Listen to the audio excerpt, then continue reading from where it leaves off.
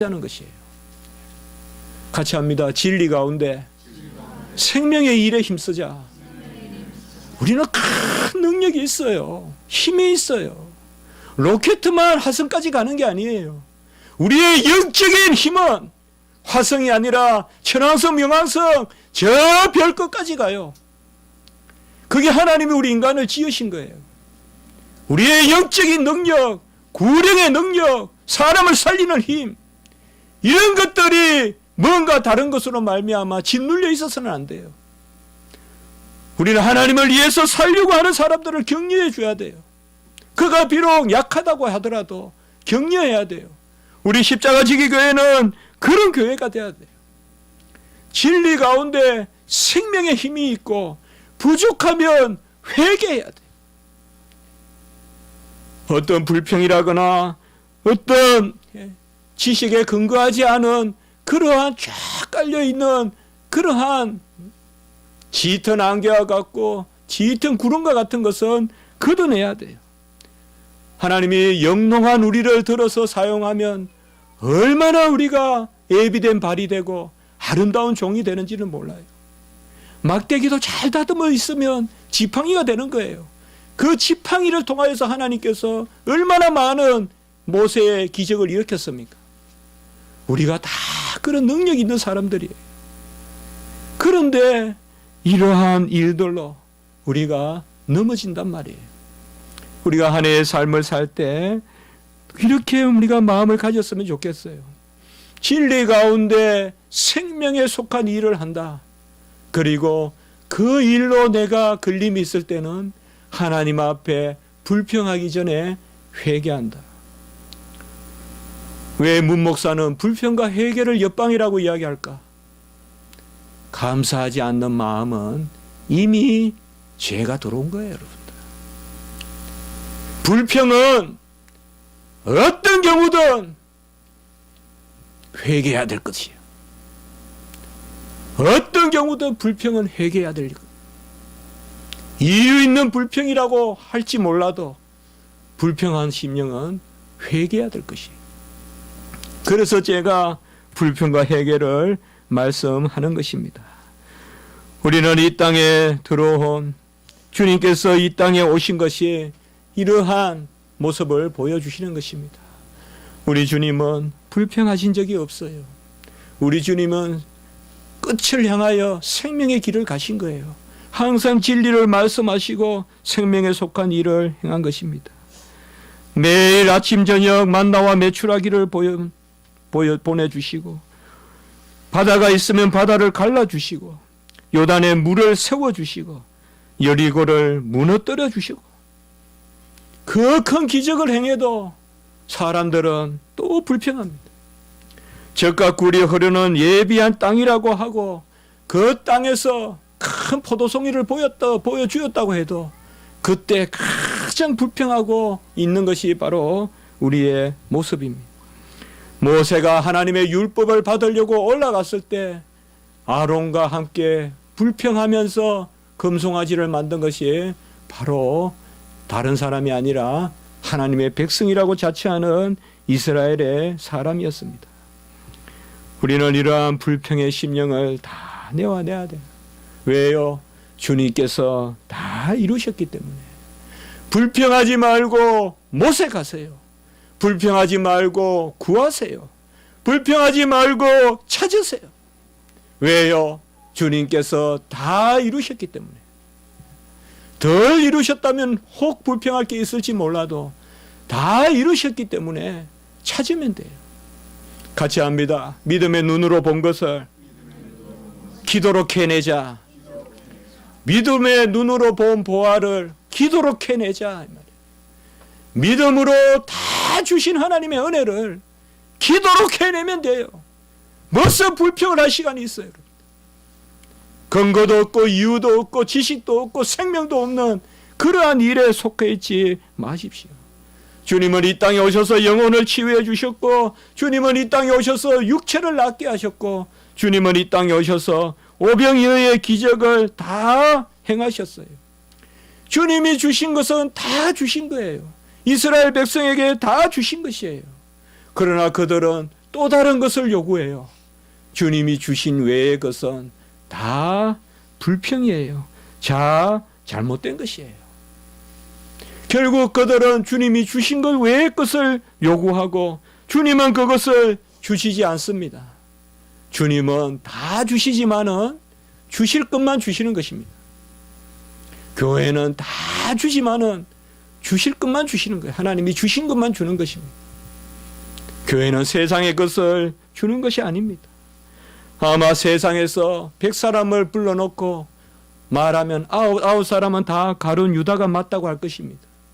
왜 향유를 깨뜨려서 허비하느냐? 왜 그것을 예수님께 붓느냐? 그것을 가난한 사람에게 그 값으로 가난한 사람을 도왔으면 훨씬 좋지 않았겠냐? 세상은 이렇게 말합니다. 그리고 심지어 성경에 보면 이 말로 가룟 유다는 여자를 괴롭게 했습니다. 주의 일을 하려고 하는 사람을 세상의 논리로 괴롭게까지 한다 이 말이에요. 주님 앞에 향유를 붓는데 이것을 왜 허비하느냐? 그 여자를 괴롭게까지 했어요. 이게 우리가 살고 있는 영적인 세상 그리고 세속적인 세상이에요. 우리가 주의 일을 하려고 할 때 세상의 노법을 가지고 괴롭게까지 한단 말이에요. 세상은 이렇게 한다. 세상은 이렇게 한다. 100사람이면 99사람은 다 가룟 유다가 맞다 할 것이지만 우리 주님께서는 그가 내게 좋은 일을 하였느니라 라고 이렇게 말씀했습니다. 우리는 불평의 입술을 제하고 이 세상에서 적극적으로 하나님의 일을 하는 그런 한 해가 되었으면 좋겠어요. 뭔가 부족하고 없지만은 그러나 내가 하나님 앞에 좋은 태도를 가졌을 때 하나님은 우리를 쓰실 것입니다. 누구든지 다윗은 아닙니다. 그러나 다윗이 따로 있는 것도 아닙니다. 내가 다윗이 될 수 있습니다. 어느 날 하나님은 나에게 사무엘을 보내셔서 기름을 부으실 수 있다 이 말이에요. 우리가 작은 자리에서 그 일을 하세요, 여러분. 그것을 우리 자녀들에게 또 우리 자신에게 그것을 자꾸 적극적으로 긍정적으로 나아가요. 왜요? 다 이루었기 때문에 하나님이. 그러면 우리 안에서 놀라운 일들이 일어나는 것입니다. 청소하는 사람은 먼지를 불평하지 않습니다. 청소할 때 바깥에 있던 분이 문을 열고 들어오면 왜 먼지가 날리지라고 합니다. 청소를 하려면 먼지가 나를 수밖에 없죠. 철로 역정에 나오는 이야기입니다. 청소를 하려면 먼지가 날리죠. 청소하는 사람은 알아요. 주의 일을 하려면 간혹은 분잡스러워요. 주의 일을 하려면 발 디딜 틈도 없어요. 번잡스러워요. 그러나 그것을 그저 뒷짐지고 바라만 보면 불평이 나오는 거예요. 왜 먼지가 이렇지? 왜 먼지를 일으키지? 먼지가 없이 어떻게 청소합니까? 청소를 하려면 먼지를 내야죠. 우리의 연약함은 바로 여기에 있습니다. 여러 가지로 말씀드릴 수 있지만 특별히 우리의 연약함을 동정하지 못하실 리가 아니요. 15절에 우리의 연약함을 옛날 성경에는 체휼하지 못하실 분이 아니요. 우리의 연약함이 어디 있을까요? 하나님께서 우리를 동정하시는 그 부분이 어디일까요? 하나님은 우리의 죄를 동정하실까요? 아닙니다. 죄는 회개하라 하시고 죄는 버리라 하십니다. 하나님은 우리가 하나님의 말씀대로 살면서 고난당할 때 그때 우리를 동정하십니다. 그 긍휼히 여기는 자가 복이 있나니 그 긍휼히 여김을 받을 것이며 우리가 찬송도 드렸습니다.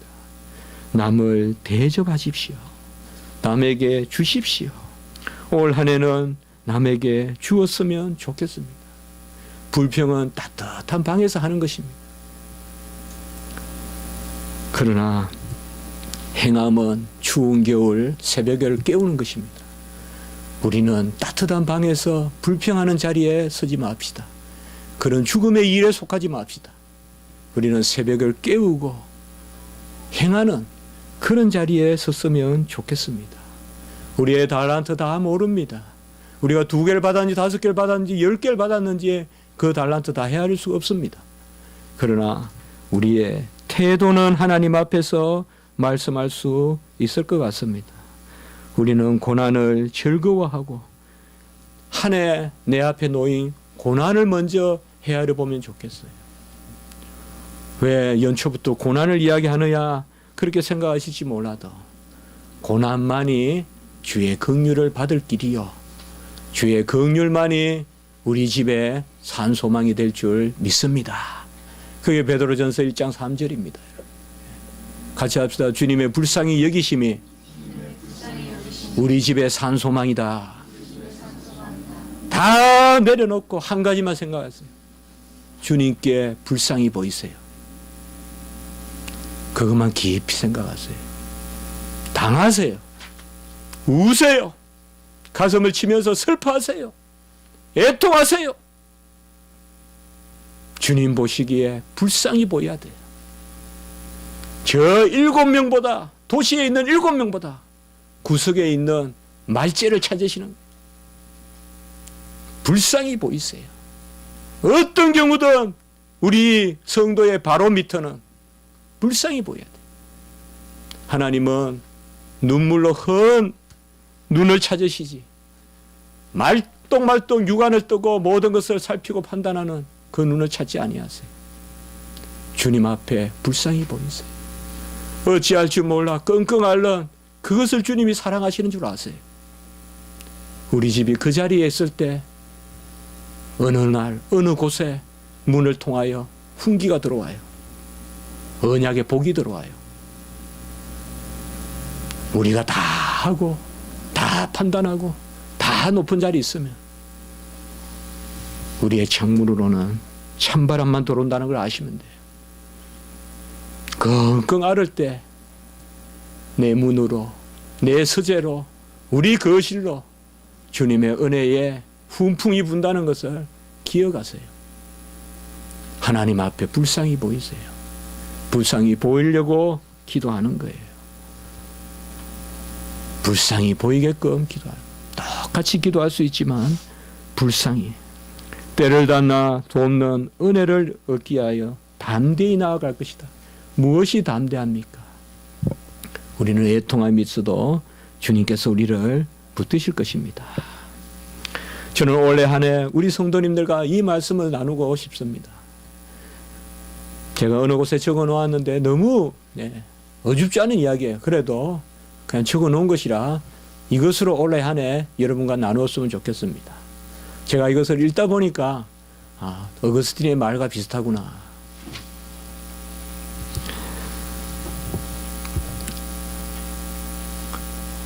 제가 올해 한 해 나누고 싶습니다. 같이 합시다. 의미 있는 일로서 어렵지 않은 일은 없다.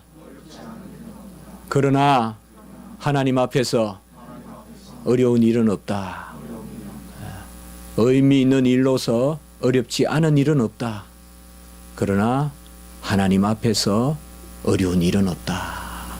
기도드리겠습니다. 거룩하고 자비로우신 하나님 아버지, 주님께서 우리에게 보여주시고 드러내 주셨습니다. 어떤 일이든 고난 없이 어떻게 주님 앞에 서고 또 영화가 있겠습니까? 요셉도, 아브라함도, 다윗도, 모세도, 바울도 모든 주의 일꾼들이 고난 가운데 있었습니다. 고난을 기뻐한다 했고 마치 고난을 기다리고 고난을 영접하듯이 살았습니다. 이 길이 인생의 길이 아니라 우리 주님의 길인 것을 말씀을 통하여 보았습니다. 창세전에 이 주님의 고난의 길이 작정되었음을 보았습니다.